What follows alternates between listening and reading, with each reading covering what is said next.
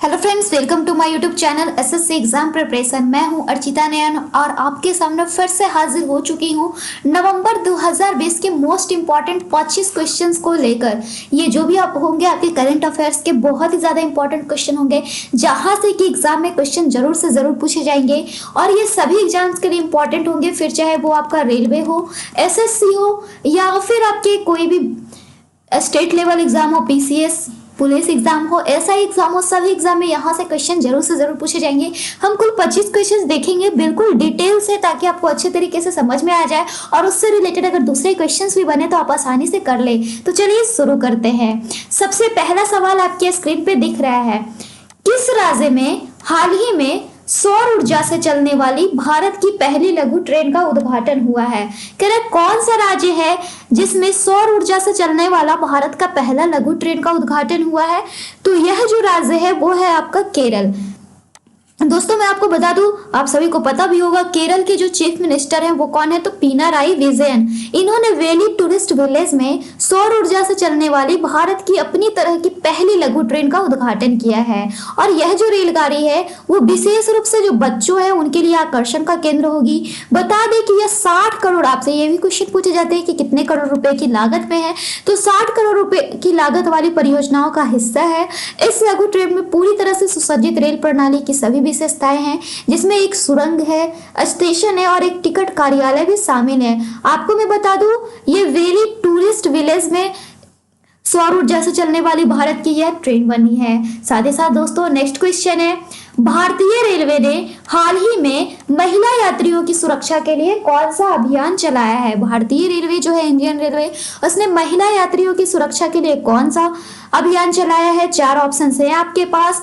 हमारी रेल हमारी सहेली, सुरक्षित रेल, महिला मान। तो मेरी सहेली नाम की जो अभियान चलाई गई है वो चलाई गई है। आइए जानते हैं इसकी खासियत क्या है। तो मैं आपको बता दूं, यह अभियान उत्तर मध्य रेल के सभी मंडल में चलाया जा रहा है। कहां पे चलाया जा रहा है? तो उत्तर मध्य, यह भी आपसे क्वेश्चन पूछा जा सकता है। तो उत्तर मध्य रेलवे के सभी मंडल में चलाया जा रहा है। इसके बारे में अगर और भी चीजों की बात करते हैं तो रेल सुरक्षा बल आरपीएफ जो है, उत्तर मध्य रेलवे की इस पहल के तहत युवा महिला आरपीएफ की एक टीम द्वारा अकेले यात्रा कर रही महिला यात्रियों के साथ यात्रा के प्रारंभिक स्टेशनों पर वार्ता करेगी। इन महिला यात्रियों को यात्रा के दौरान बरती जाने वाली सभी सावधानियों के बारे में बताया जाता है।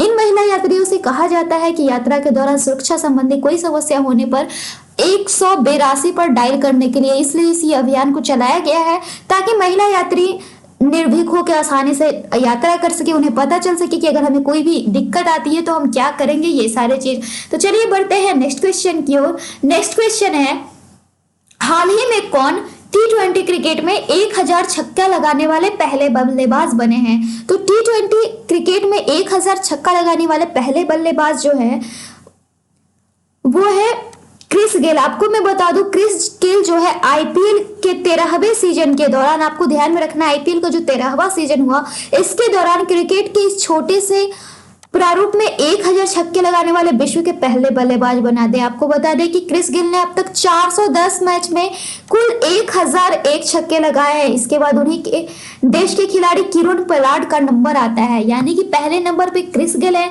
और दूसरे नंबर पे कौन है? तो किरण पोलार्ड है। चलिए बढ़ते हैं नेक्स्ट क्वेश्चन पर। हाल ही में किस राज्य में भारत की पहली सी प्लेन सेवा शुरू की गई है? तो भारत की पहली जो सी प्लेन सेवा शुरू की गई है वो गुजरात में की गई है, ऑप्शन नंबर सी।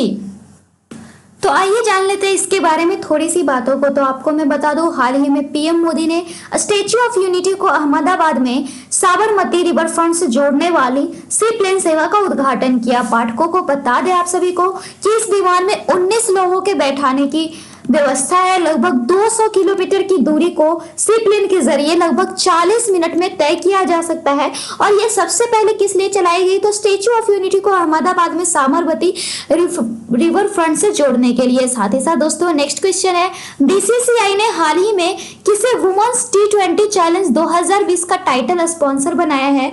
तो यह बनाया है जियो को, ऑप्शन नंबर बी। आपको मैं बता दूं, वुमेन्स T20 चैलेंज के 2020 संस्करण के टाइटल स्पॉन्सर जियो को घोषित किया गया। बीसीसीआई और जियो के बीच हुई इस साझेदारी में Reliance finance education and sports for all का भी समर्थन होगा। साथ ही साथ दोस्तों नेक्स्ट क्वेश्चन है, प्रतिवर्ष विश्व शाकाहारी दिवस कब मनाते हैं? तो विश्व शाकाहारी दिवस जो है 1 नवंबर को मनाते हैं। आपको मैं बता दूं कि यह दिवस 1 नवंबर को मनाया जाता है। पर्यावरण को बचाने के लिए इस दिन इसके प्रति जागरूकता फैलाई जाती है। साथ ही साथ लोगों को शाकाहारी खाने के प्रति रुचि को बढ़ावा देने के लिए भी इस दिन को बनाने का महत्वपूर्ण उद्देश्य भी रखा गया है। साथ ही साथ दोस्तों नेक्स्ट क्वेश्चन है, आई होप आपको वीडियो पसंद आ रही होगी, तो इसी तरीके के और भी वीडियोस के लिए बने रहिए हमारे चैनल के साथ, क्योंकि करंट अफेयर्स एग्जाम में बहुत ही ज्यादा क्वेश्चन पूछे जाते हैं।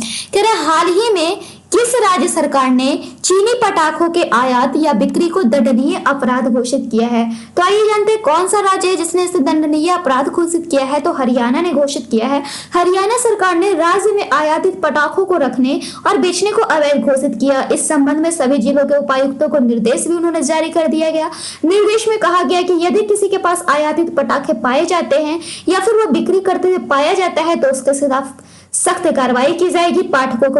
पटाखों की बिक्री के लिए पेट्रोलियम एवं विस्फोटक सुरक्षा संगठन से लाइसेंस हासिल करना होता है। साथ ही साथ दोस्तों नेक्स्ट क्वेश्चन है, भारत के बॉक्सर अमित पंघाल और संजीत ने हाल ही में फ्रांस में खेली गई अलेक्सिस वेस्टाइन इंटरनेशनल मुक्काबाजी टूर्नामेंट के अंदर निम्न में से कौन सा पदक अपने नाम किया? तो अमित पंघाल और संजीत ने जो है हाल ही में कौन सा पुरस्कार अपने नाम किया है? तो स्वर्ण पदक किया। Option number C. आपको मैं बता दूं, विश्व चैंपियनशिप के रजत पदक विजेता अमित पंघाल जो है 52 किलो और संजीत 51 किलो ने कोरोना वायरस महामारी के बाद पहली प्रतियोगिता में स्वर्ण पदक हासिल किया। एशियाई खेल चैंपियन और राष्ट्रमंडल खेल रजत पदक विजेता अमित ने अमेरिका के रेने अब्राहम को मुकाबले में 3-0 से हराया। इंडिया ओपन स्वर्ण पदक विजेता संजीत ने फ्रांस के सोहेब बुफिया को मात देकर यह पदक जीता है। साथ ही साथ दोस्तों नेक्स्ट क्वेश्चन है, चेन्नई सुपर किंग्स के किस क्रिकेटर ने क्रिकेट के सभी प्रारूप से संन्यास की घोषणा की है? तो वह है Shane Watson. Option number B. आपको मैं बता दूं ये ऑस्ट्रेलिया के हैं, ऑस्ट्रेलियाई ओपनर हैं। इनके बारे में अगर बात की जाए तो इन्होंने क्रिकेट के सभी प्रारूपों से संन्यास लेने का फैसला किया है। शेन वॉटसन आईपीएल में कई बार धुआंधार परफॉर्मेंस भी दिया है। उन्होंने 145 मैचों में 3874 रन भी बनाया और 92 विकेट भी अपने नाम पे किए। उन्होंने आईपीएल में 4 शतक भी लगाया और बेहतरीन फील्डिंग कर 40 कैच भी उन्होंने अपने नाम किए। चेन्नई ने उन्हें 2018 में बोली लगाकर अपनी टीम में किया था, पर अब ये सभी प्रारूप से संन्यास ले रहे हैं। नेक्स्ट क्वेश्चन है, हाल ही में किस देश के पूर्व प्रधानमंत्री मेसूद यिल्माज का निधन हुआ है? तो तुर्की के ये पूर्व प्रधानमंत्री थे मेसूद यिल्माज। आपको मैं बता दूं, दूसरे देश या फिर अपने ही देश के जो भी चर्चित व्यक्ति होते हैं, चाहे उनकी मृत्यु हो क्यों ना हो, उनके बारे में एग्जाम में क्वेश्चन जरूर से पूछे जाते हैं। तो मैं आपको बता दूं ये 72 वर्ष के थे।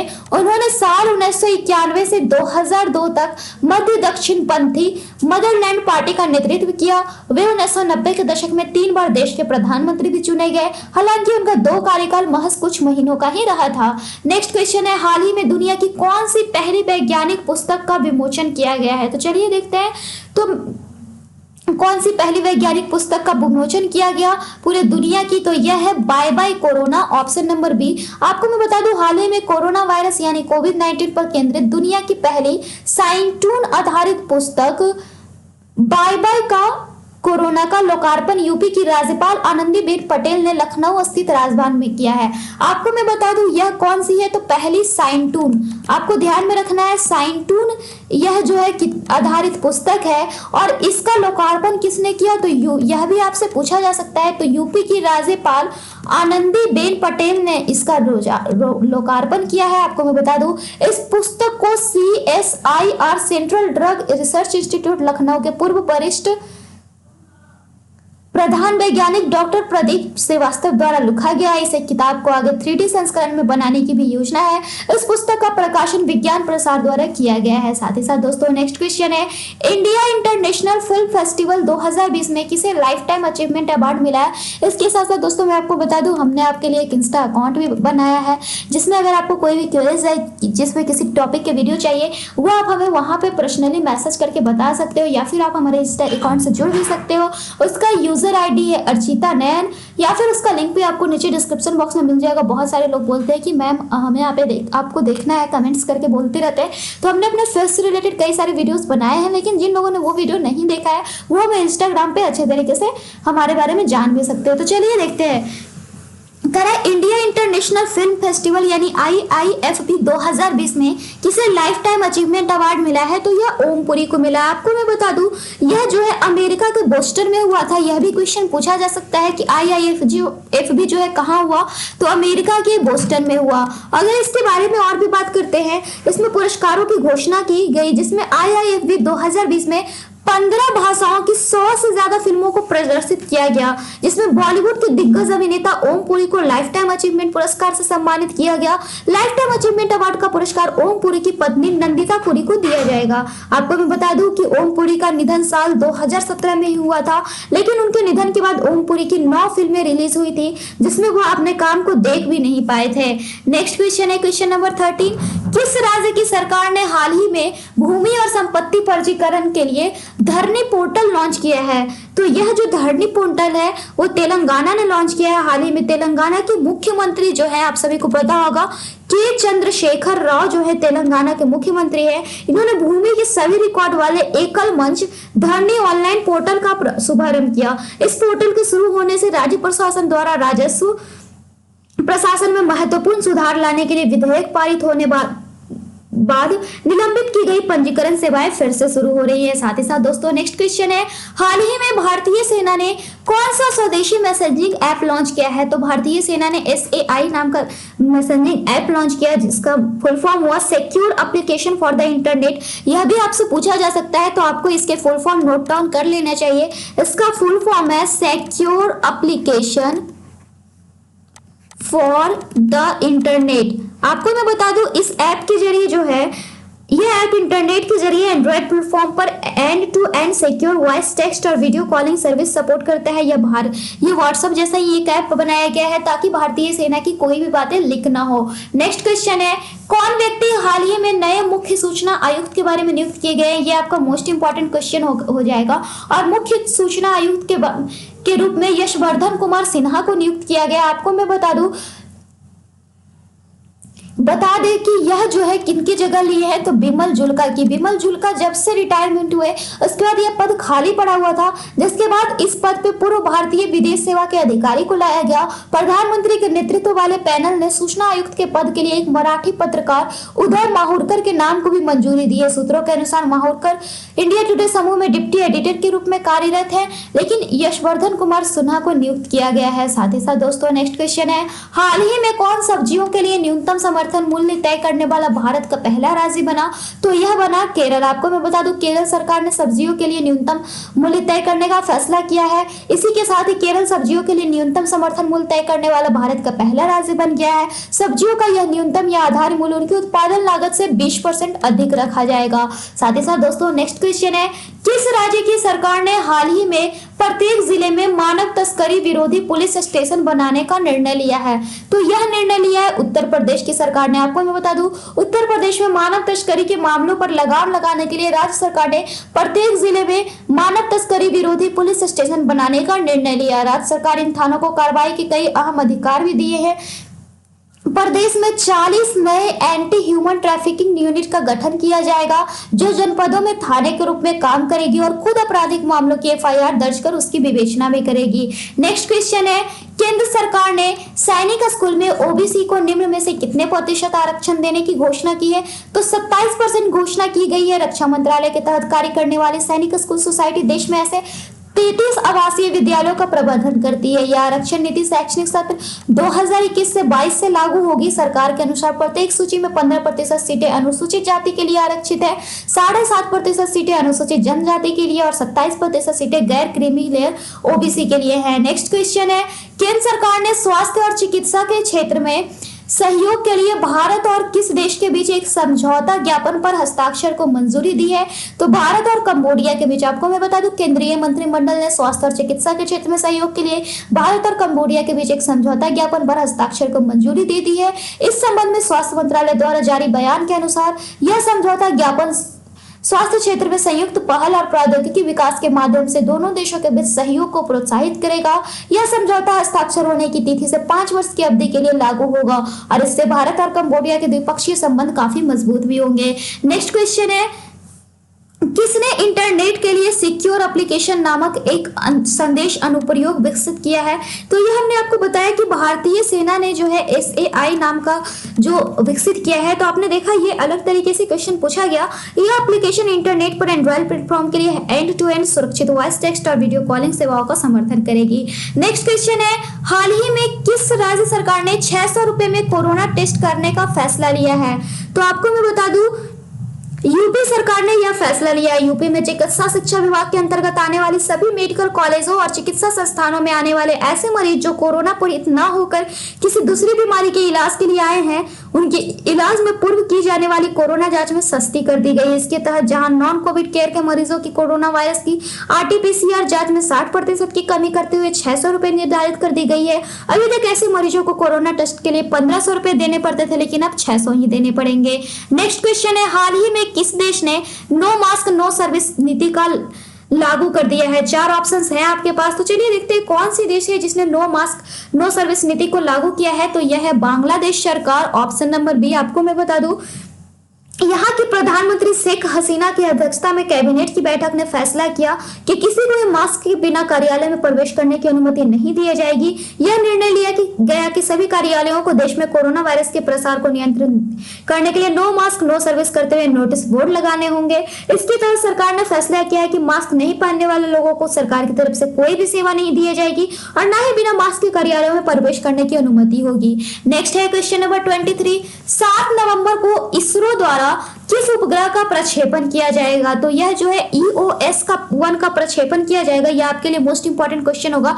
आपको मैं बता दूं, भारतीय अंतरिक्ष अनुसंधान संस्थान जो है इसरो, इसके बारे में यह 7 नवंबर 2020 को PSLV C49 में प्राथमिक उपग्रह के रूप में अर्थ ऑब्जर्वेशन सैटेलाइट यानी EOS-01 और 9 कस्टमर सैटेलाइट्स का प्रक्षेपण करने वाला है। नेक्स्ट क्वेश्चन है, केंद्रीय मंत्रिमंडल ने भारत और किस राष्ट्र के बीच स्वास्थ्य और चिकित्सा के क्षेत्र में समझौता ज्ञापन पर हस्ताक्षर करने की मंजूरी दी है? तो आपको मैं बता दूं, यह जो है कंबोडिया में को दी है। ऑप्शन नंबर डी, केंद्रीय मंत्रिमंडल ने 29 अक्टूबर 2020 को स्वास्थ्य और चिकित्सा के क्षेत्र में सहयोग का विस्तार करने के लिए भारत और कंबोडिया के बीच एक समझौता ज्ञापन पर हस्ताक्षर किया है। नेक्स्ट है, पुरुष वर्ग में 100 मीटर के विश्व चैंपियन क्रिस्टियन कोलमैन पर डोपिंग नियंत्रण से जुड़े 3 नियमों का उल्लंघन करने के लिए कितने साल का प्रतिबंध लगाया गया है? तो यह कुल 2 साल का प्रतिबंध लगाया गया। ऑप्शन नंबर डी आपको मैं बता दूं, पुरुष वर्ग में 100 मीटर के विश्व चैंपियन ये रह चुके हैं। इनके बारे में ट्रैक एवं फील्ड के एथलेटिक्स इंटीग्रिटी यूनिट ने कहा है कि कोलमैन पर मई 2022 तक प्रतिबंध लगाया गया और इस कारण वो अगले साल टोक्यो ओलंपिक खेलों में भाग नहीं ले पाएंगे। तो फिलहाल इस वीडियो में इतना ही। ऐसे ही वीडियोस के लिए बने रहिए हमारे चैनल के साथ। Then bye and thanks for watching this video.